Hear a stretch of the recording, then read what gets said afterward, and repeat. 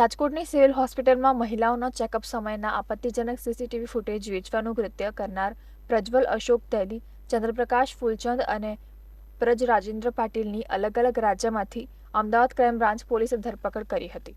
Police તપાસમાં ત્રણેય આરોપીઓએ મહાકુંભમાં સ્નાન કરતી મહિલાઓના પણ વિડીયો વેચ્યા હોવાનો ખુલાસો થયો છે. આ ત્રણેય આરોપીઓ યુટ્યુબ અને ટેલિગ્રામ ચેનલમાં આ પ્રકારના વિડીયો વેચતા હતા.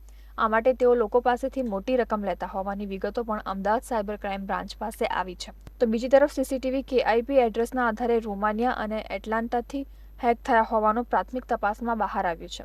સૂત્રો પાસેથી મળતી માહિતી પ્રમાણે આ રેકેટ છેલ્લા 1 વર્ષથી ચાલતું હતું, જેમાં અનેક સ્ત્રીઓના વિડીયો આ લોકોને વેચ્યા હોવાનું જાણવા મળી રહ્યું છે. હવે આ સમગ્ર મામલાની તપાસ માટે આરોપીઓના રિમાન્ડની પ્રક્રિયા હાથ ધરવામાં આવી છે. ત્રણેય આરોપીઓને મેટ્રો કોર્ટમાં રજૂ કરવામાં આવ્યા હતા, જ્યાં સરકારી વકીલ દ્વારા આરોપીઓના 14 દિવસના રિમાન્ડની માંગ કરવામાં આવી હતી. જોકે કોર્ટે આરોપીઓના 1 માર્ચ સુધીના રિમાન્ડ મંજૂર કર્યા છે.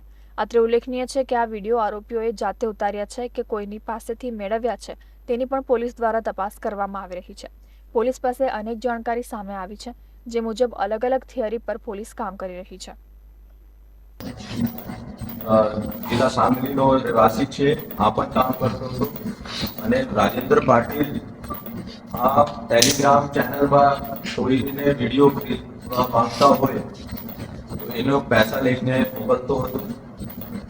અને એવી રીતે એક સીપી મોંડા કરીને ટેલિગ્રામ અને યુટ્યુબ ચેનલ ફૂલચંદ ચંદ્રપ્રકાશ પ્રયાગરાજનો પણ ચલાવતો હતો અને આ બધા યુટ્યુબ ચેનલો ઉપર આ વિડીયો વાયરલ થયેલા. આ લોકોનું અત્યારે ત્યાંથી મારી ટીમો લઈને રવાના થઈ ગઈ છે. કાલે બપોર સુધી અહીંયા આવી જશે. આ લોકોનો રિમાન્ડ મેળવવામાં આવશે, અટક કરવામાં આવશે. અને જો પ્રાથમિક દ્રષ્ટિ જોઈએ તો આ લોકો રોમાનિયા અને અટલાન્ટા ત્યાંનો હેકર્સના જોડે વર્ચ્યુઅલ નંબરની સંપર્કમાં છે. અને પ્રાથમિક દ્રષ્ટિએ લાગે છે કે આ હેકર્સની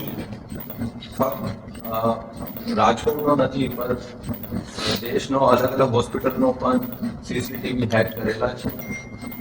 અને આ કોણ છે હોસ્પિટલનો, કોણ સા સીસીટીવી એના લોકો પાસે છે અને કેવી રીતે આ લોકો મેળવતા હતા અને ક્યાં ક્યાં વેચતા હતા એની બધી માહિતી કાલે આરોપી અહીંયા આવશે. મહારાષ્ટ્ર સિવાય કોણ એક્ટિવ હતું? Once we get the rights of that, then we can. Second,